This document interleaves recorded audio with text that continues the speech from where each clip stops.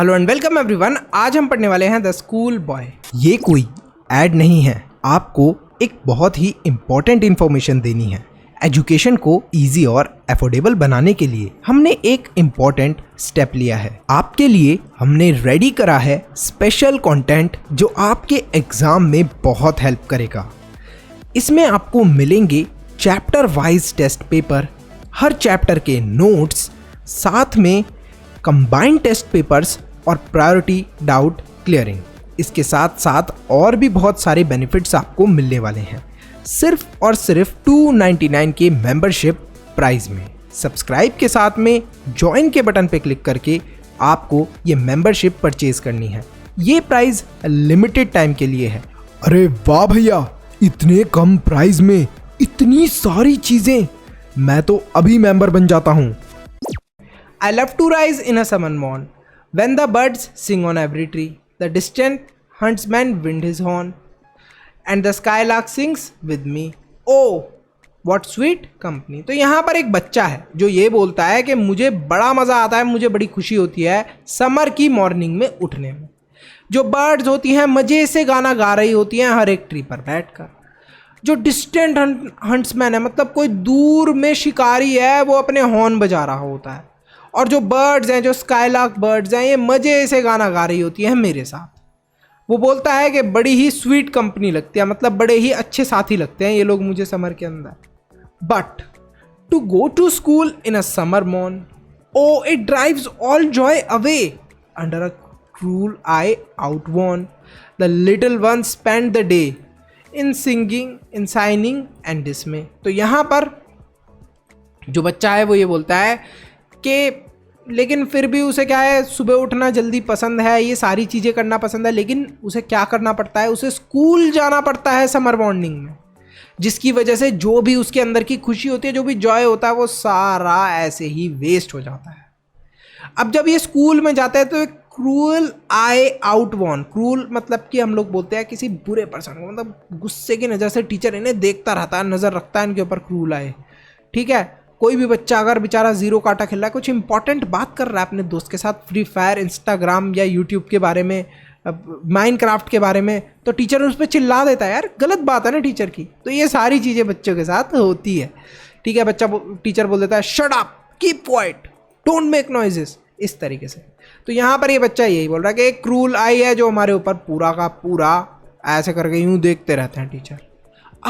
Then at times I drooping sit and spend many an anxious hour.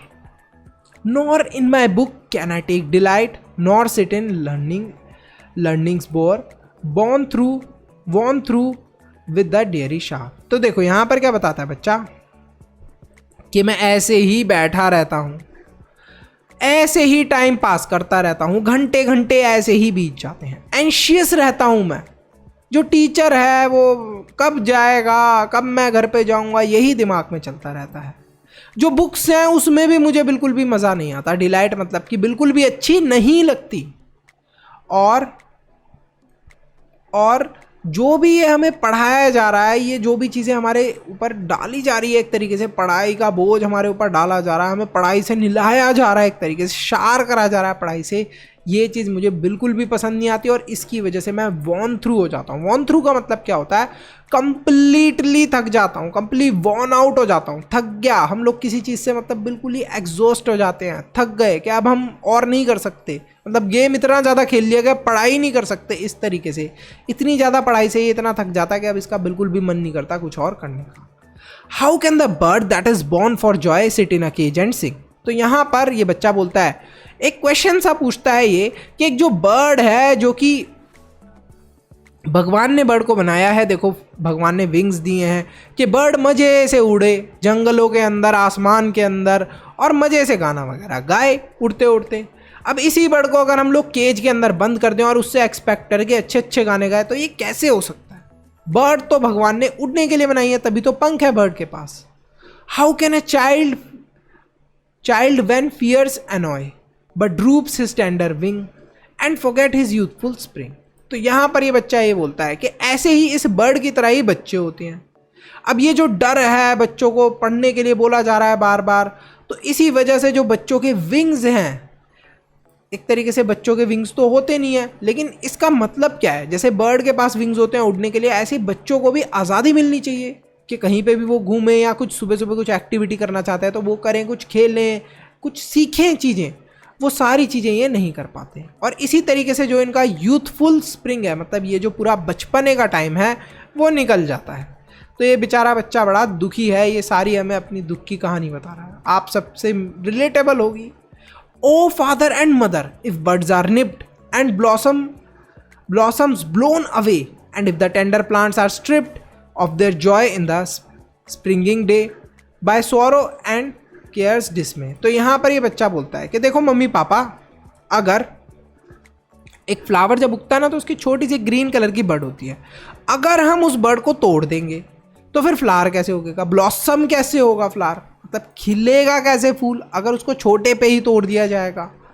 अगर एक छोटा सा प्लांट है उसे उगने से पहले ही उखाड़ लिया जाएगा, इट इज स्ट्रिप्ड अवे, उखाड़ के फेंक दिया उसे, तो वो जो प्लांट है वो उगेगा कैसे, अपना जॉय कैसे स्प्रेड करेगा। जब एक प्लांट उग जाता है तो वो छाया देता है, फ्रूट्स देता है और हम लोगों को काफ़ी खुशी होती है, जॉय मिलता है इस चीज़ों से। तो प्लांट क्या कर रहा है, एक तरीके से जॉय स्प्रेड कर रहा है। तो वो जॉय कैसे स्प्रेड करेगा स्प्रिंगिंग डेज के अंदर, बाय सोरो एंड केयर्स डिस्मे। तो इसी तरीके से पूरी तरफ क्या फैल जाएगा, दुखी दुख फैल जाएगा, ये बता रहा है ये बच्चा। How shell the summer arise in joy और द समर फ्रूट अपीयर। और ये सारी चीज़ें करने से, क्या करने से, फ्लावर्स के उगने से पहले ही उनकी बर्ड्स को तोड़ने से, प्लांट्स के उगने से पहले उन्हें उखाड़ कर फेंकने से, क्या वाकई में जो समर के अंदर फ्रूट्स थे वो उग पाएंगे? नहीं उग पाएंगे। क्या समर के अंदर वो जॉय फील होगा? नहीं होगा। तो यहीं पर जो हमारी पोएम है ये ख़त्म होती है। विलियम ब्लेक ने इस पोएम को लिखा है, काफ़ी इंटरेस्टिंग सी पोएम। अच्छा, क्वेश्चन आंसर सर हमें करा दो। देखो क्वेश्चन आंसर आपको करने की ज़रूरत नहीं है, क्योंकि क्वेश्चन आंसर्स तो आपको अब जब इतने अच्छे से पोएम वर्ड टू वर्ड हमने समझी है तो क्वेश्चन आंसर्स तो बहुत ही आसानी से कर लोगे। यहीं पर हमारा ये चैप्टर खत्म होता है। आपको सब्सक्राइब करना है, उसके साथ में एक ज्वाइन का बटन है, उस पर क्लिक करके मेंबर ज़रूर बनना है। अच्छा, आपके लिए एक बहुत ही ईजी सा होमवर्क दे रहा हूँ, क्वेश्चन नंबर 1 होमवर्क में है, आप फटाफट कमेंट सेक्शन के अंदर इसका आंसर ज़रूर देना। See you in the next video, bye bye till then.